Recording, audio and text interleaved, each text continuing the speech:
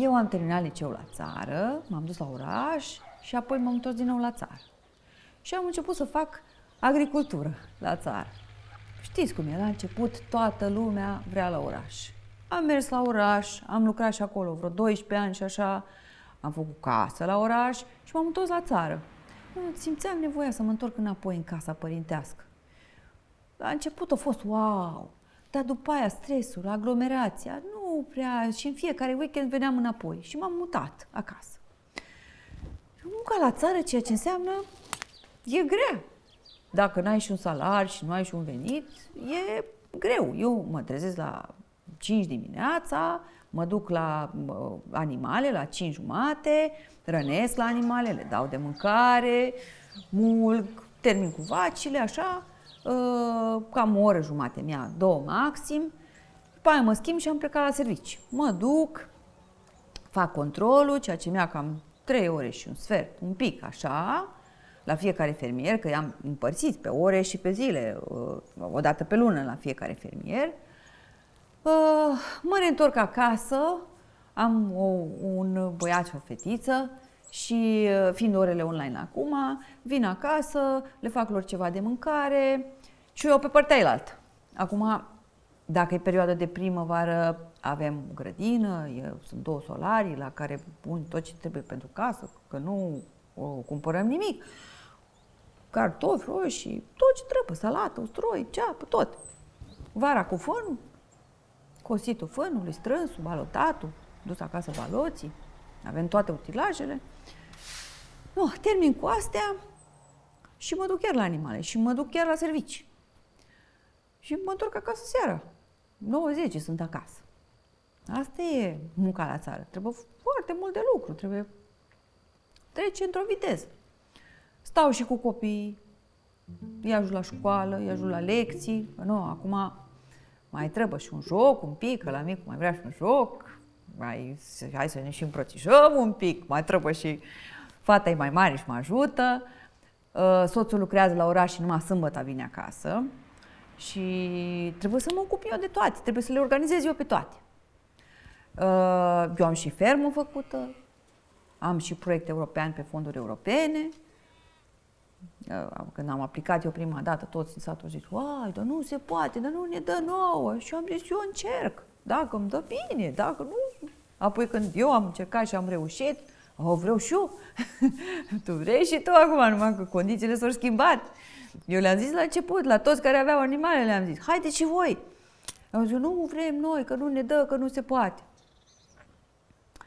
Iar când încep să le înveți, când începi să-ți faci proiectul, când îți faci tranșa a doua, că e ușor pentru consultant, numai că atunci când îți faci tranșa a doua, trebuie să ai contabilitate făcută, trebuie să achiziționezi tot ce ai declarat, trebuie să faci profit, trebuie să ai dovezi cu chitanță, cu factură, cu tot, proces verbal de punere în posesie și tot așa. Noi mi le-am învățat. Și apoi când l-am învățat pentru mine, i-am ajutat și pe alții care și-au făcut. Că eu dintr-un singur om care eram eu la început, acum sunt 107 fermieri din zona asta la care eu le fac controlul și mă duc și verific dacă are animalele toate, dacă iese o anumită cantitate de lapte, dacă iese proteina, dacă iese grăsimea, dacă e sănătos animalul, dacă nu e sănătos animalul. Fac controlul ăsta e o slujbă plătită de o asociație a crescătorilor de bovine din zona asta. La început, așa, oamenii când mă vedeau, bărbații în sat, ziceau, nu cred că le poți face tu pe toate, chiar așa. Nu cred. Așa zic aici la țară. Le faci tu pe toate. Apoi când le faci, ziceau, nu, lasă, bine, că acum oricine le putea face. Eu merg și cu tractorul. Am învățat să merg pe tractor. Aici în sat, imaginați-vă când m-a văzut pe mine pe tractor.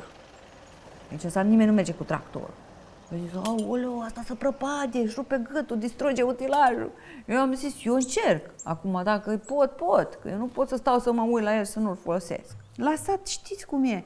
Nu, dacă nu există educație, nu au școală, n-au ieșit din comună, nu sunt deschiși cumva. Aici numai bărbatul, el știe pe toate și el e aici și femeia n-are voie să lucreze, n-are voie să...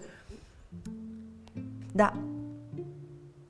jumătate, cele mai multe, majoritatea, 50% din cei care m-au rugat să-i ajut cu fondurile europene au fost femei. Și ce au zis însă? Uite că asta e curvă. Ceea ce nu e adevărat, asta e mentalitatea. Dacă ești femeie și faci ceva și te descurci, nu, că sigur are pe unul în spate care îi ține spatele și care o ajută. Eu, dacă am trăit la oraș și mie îmi place dimineața, mă duceam să beau cafea.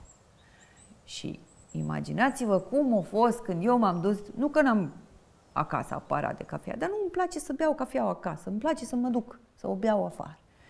Și când m-am dus eu dimineața să beau cafea în birt și am mai luat și 2-3 cu mine să bem acolo.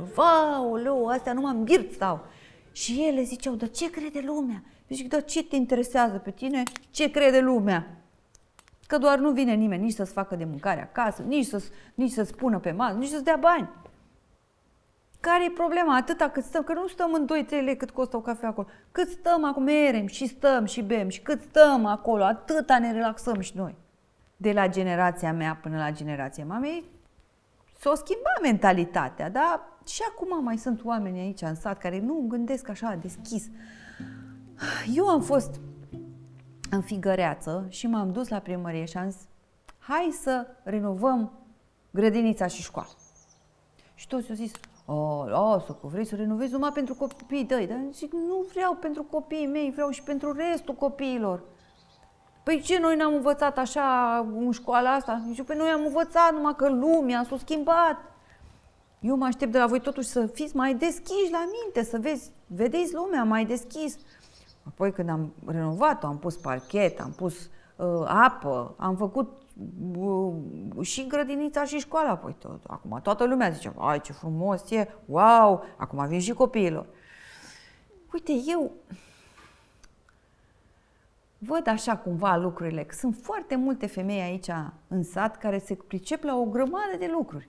Să le sprijini, să le ajuți cumva. Majoritatea dintre ele nu au școală multă, dar să le pui să facă cursuri. Uite, ce ne lipsește nouă aici, de exemplu, nu avem coafor. Să le deschizi un spațiu, să se ducă, să producă, să aibă salariu, să vadă că pot să producă și ele mai mult. Păi, am o vecină aici care dacă nu se uită doar în față, și-a luat-o. Majoritatea nu sunt deschise, le și rușine să vorbească. Eu am spus, mie nu mi-e rușine, tot le zic așa, mie nu mi-e rușine. Eu am locuit și la oraș, am stat și la țară, dar nu mi-e rușine nici să mulvac, nici să merg cu tractorul, nici să beau cafea în birt. Nu mi-e rușine. Bine, poate nu pot să fiu președinte sau așa, dar nu mi-e rușine. Și îmi place ceea ce fac. Și fac și muncă de bărbați și de femei și cu copii și cu servicii, cu toate. Și satisfacția atât de mare când văd că am făcut rasă pură și când pot să am un produs de calitate pe care pot să-l vând, o vacă pe 1000 și ceva de euro, asta e satisfacția mea.